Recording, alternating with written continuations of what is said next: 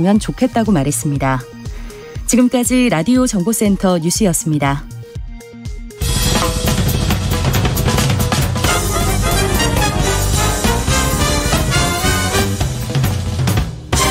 훅 인터뷰.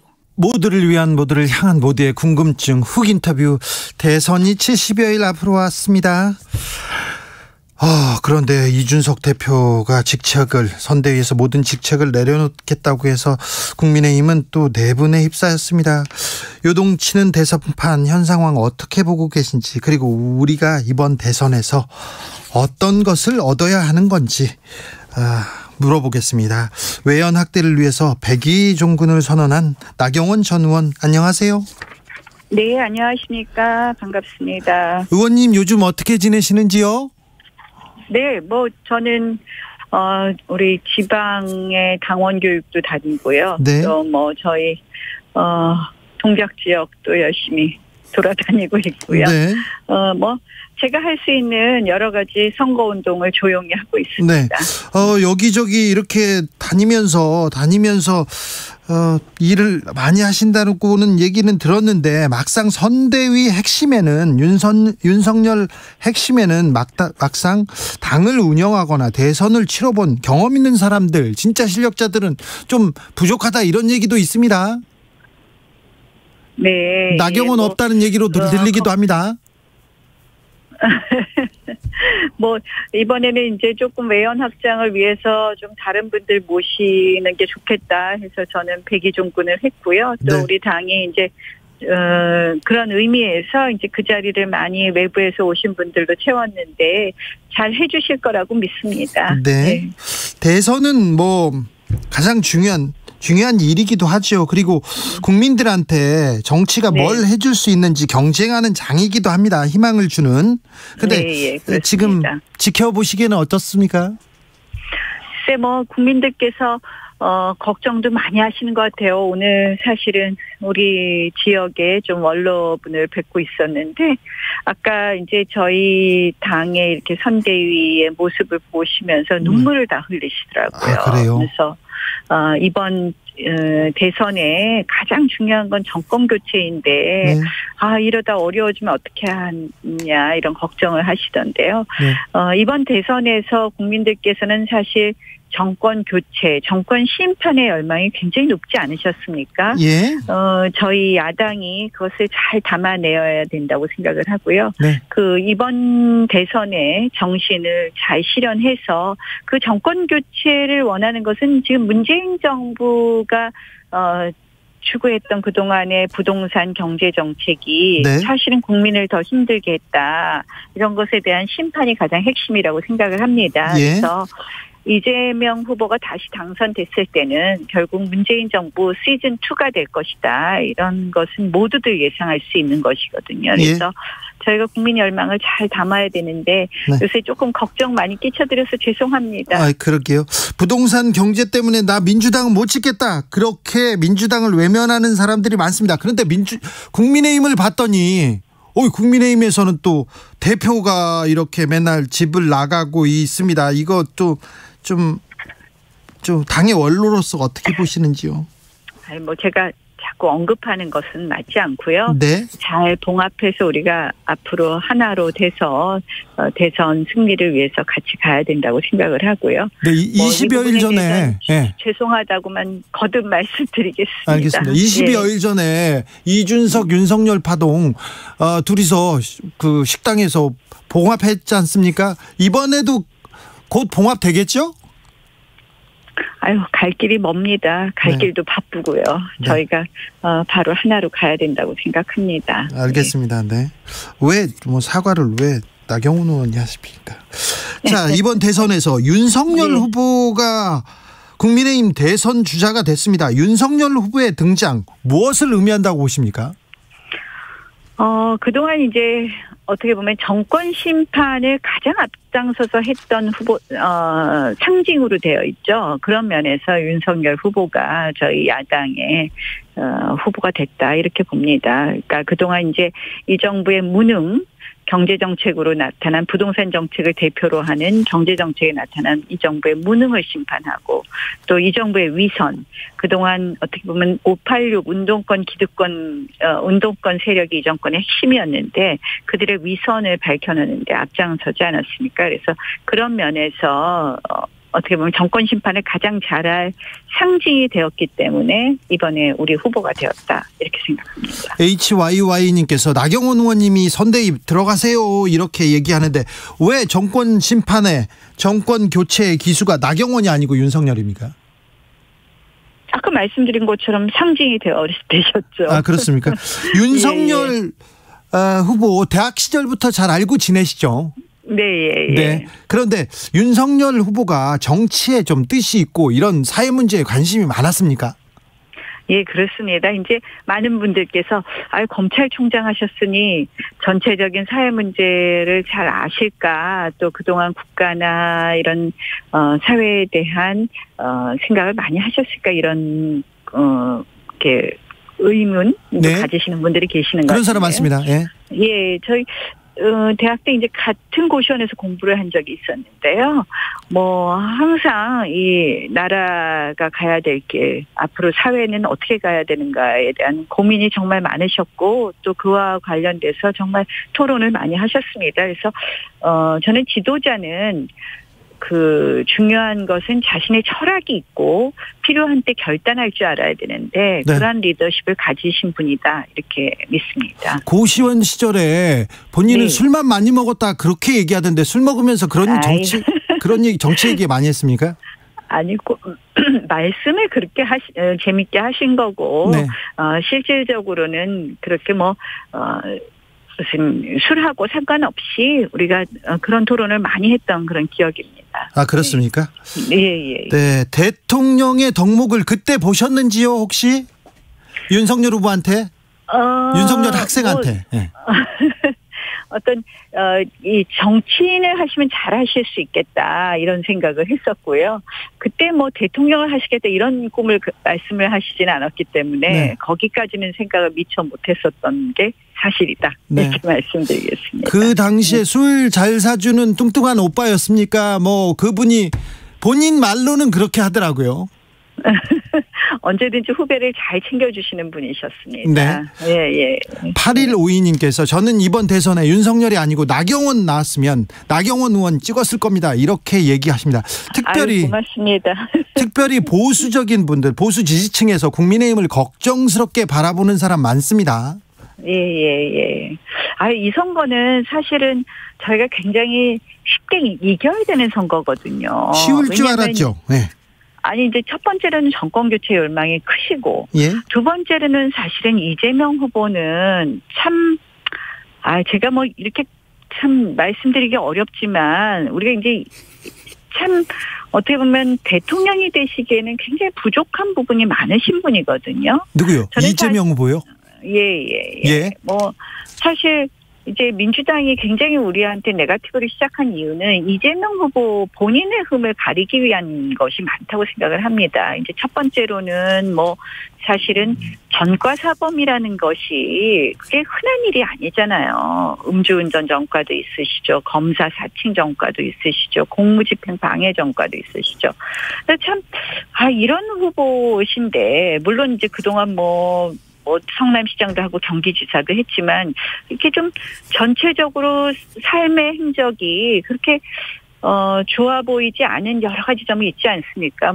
욕설 그런 것도 있고 그런데 게다가 이제 최근에 대장동 사건이 터졌어요. 오늘 이제 검찰이 그냥 핵심 또 유동규 기소된 유동규 피고인의 바로 밑에서 실무를 총괄했던 정모 씨를 바로 그냥 불구속 기소하는 것으로 수사를 마무리하는데요.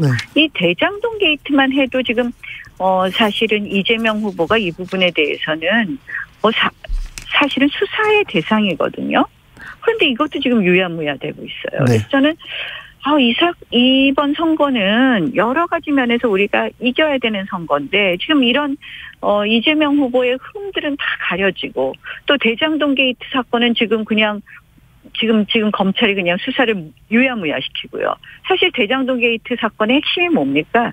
뭐 다 떠나서 이재명 후보는 뭐 본인이 관계 안 된다고 하지만 저희는 뭐 참 그렇게 단언하는 것에 대해서 네. 이해할 수 없는 상황이라고 생각하는데 다 떠나서 네. 최근에 이재명 후보의 측근들이 8,500억 원이라는 이득을 취했어요.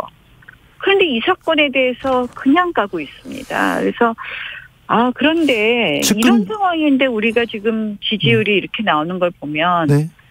저희가 진짜 이거 선거 정말 국민들께 제대로 우리가 알릴 건 알리고 네네. 또 싸울 건 싸워야 되는데 잘 못하고 있구나 하는 생각입니다. 알겠습니다. 이재명 후보의 측근 중에는 지금 곽상도 전 의원이 포함되어 있고요. 그리고 전과 사범 나와서 말씀하셔서 그러는데 이명박 전 대통령도 있었습니다. 네.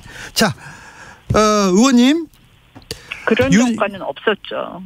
그런 정과는요? 네, 검사 사칭 이런 정과는 없었죠. 정과가 더 많았을 뿐. 네. 그때는 건축법 위반 대부분 그랬던 것으로 기억합니다. 네. 예.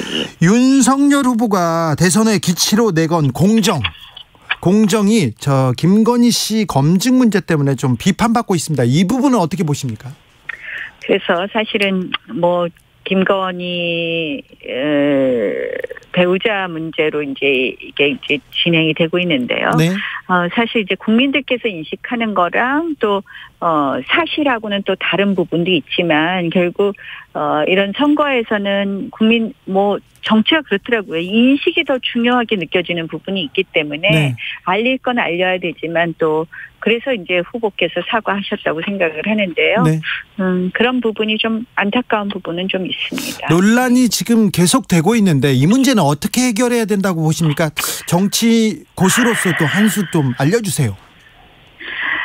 이제 후보께서 사과하시고 이제 팩트를 알려가고 있는데요. 네. 저는 이런 부분에 있어서 참 민주당 선거운동 잘해요. 민주당이요? 민주당은요 일사불란해요. 이 문제를 다루는 걸 보면 네. 일단 민주당은 제가 무능과 위선을 이 정부의 가장 큰 문제점이라고 말했습니다. 그러니까 이 정부의 가장 아픈 것은 이 586 운동권의 민낯을 봤을 때 도덕적이지 않았다. 그들은 매우 도덕적이라고 했는데 도덕적이지 않았다는 것이고 그것은 바로 조국 전 장관 사건 아니었습니까? 네. 그래서 이제 이 조국 전 장관 사건은 사실은 웅동학원 비리 문제도 있고 사모펀드 문제도 있고 그리고 입시 비리 문제도 있는데 이걸 다 퉁쳐갖고 어떻게 바꿔놨냐면 표창장 위조 하나 했는데 징역 4년이다 이렇게 만들었어요.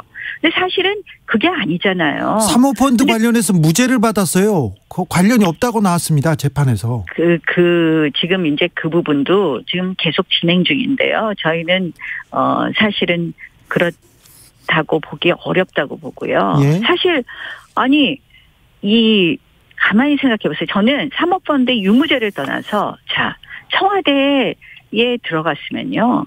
은행에 저축 있으면 그냥 저축 그냥 놔두는 게 맞거든요. 네네. 그런 걸 펀드에 투자한다는 것 자체로도 우리는 의심받아야 된다고 생각을 하는데 네. 어찌되었건 이 모든 사건을 표창장 하나로 바꿔놨어요. 그래서 억울하다 이렇게 만들어 놓고 이제 우리 후보 배우자에 대해서는 이제 그러면 표창장 하나하고 이렇게 자꾸 비교를 하는 거예요. 여기도 주가 조작도 있고 경력 의혹이 부풀려졌다 이렇게 주가 얘기하죠. 조작은 지금 오랫동안 탈탈 털었는데 아직까지 기소를 못하는 걸 보면요. 네.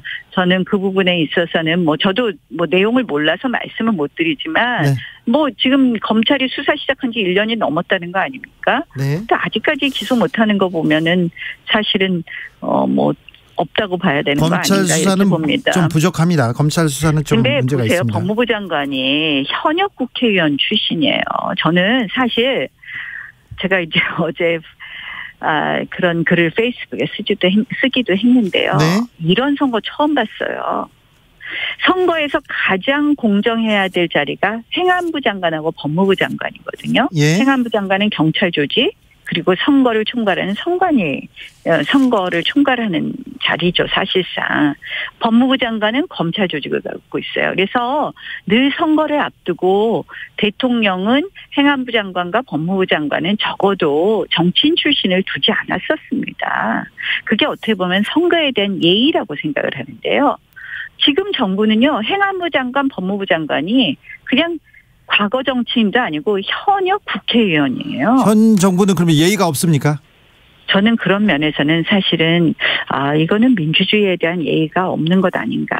네. 보세요. 법무부 장관은 대장동 게이트 사건 수사 무마해. 그리고 공수처장은 저희가 그렇게 반대했던 공수처장은 뭐 하고 있습니까? 5천만 건인가가 고발이 됐는데 24건을 수사한다면서 그중에서 4건이 윤석열 후보 사건이에요. 저는 참 이 야당이 너무 불리한 선거를 하고 있다. 그런 생각을 합니다. 그래서 민주당이 정치 공세를 잘하고 국민의힘은 정치 공세 잘 못하고 그리고 또 검찰도 공수처도 민주당 편입니까? 그러면 의원님이 생각하시기에는? 그럼요. 지금 공수처가 게 다 그렇잖아요. 검찰총장 출신이지 않습니까? 윤석열 후보는. 지금 검찰총장이 누굽니까? 윤석열 후보를 시시때때로 공격했던 이성윤 전 중앙지검장 아닙니까? 아니요, 김호수 검찰총장입니다. 김호수 검찰총장. 네, 검찰총장은 김호수입니다. 맞아요. 네. 제가 요새 정치 잘 안 보고 있어서. 알겠습니다. 7700님께서 나경원 의원님 여성 정치인의 상징이십니다. 나경원 의원님 팬이 많네요. 그런데요, 여성 정치인의 상징. 네, 지금 국민의힘의 상징적 여성 정치인으로서 이수정 교수, 신지혜 대표 영입은 어떻게 보고 계십니까? 여성 표심 좀 잡고 있는 것 같습니까? 저희가 넓게 문을 연다 이런 면에서 저는 그렇게 우리가 지켜보는 것이 맞다고 생각을 하고요. 네. 후보께서는 이제 후보와 당 선대위가 논의해서 모신 분이니까 그 역할 해주실 거라고 생각합니다. 네, 대선까지 78일 남았습니다. 아까는 구도상 절대적으로 유리한 선거인데 대선은 어떻게 전망하십니까? 저희 지금 이제 다시 처음부터 시작하는 그런 마음으로 네.